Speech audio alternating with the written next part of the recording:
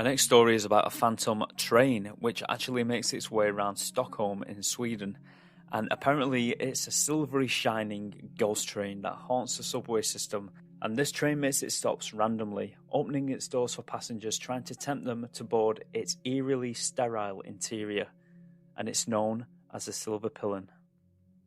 Sometimes a ghost train has been said to arrive at stations absolutely full of ghostly passengers, and sometimes none at all. Its interior is completely void of character and sterile. If you are unlucky enough to board this train, then it is said you may go missing for weeks, months, or even years, until the train simply decides to let you go. Another version says that the train will ride around with its passengers for years until they are more or less a phantom themselves, and when it opens its doors, it unleashes all its cursed passengers out into the city. Or if you're really unlucky, it will take you to a real abandoned train station called Kimlinga,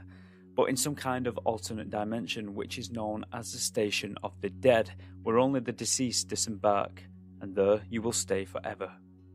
However, it turns out that there is actually a train that operated called the Silverpilen, which was actually a test unit that was never fully finished in the 1960s. It wasn't given a lick of paint, which explains the bright silver look of the vehicle, which must have been eye-catching as it's not something that the public would have been used to, and its interiors were not covered in advertisements or railway line information like other trains normally are. It was simply brought out whenever there was a problem with a service or another train, and it was needed to fill in, resulting in this eerie silver streak racing across the lines at night. Now, many believe that these stories could be down to drunks and homeless people seeing the train in the dead of night and simply making up stories.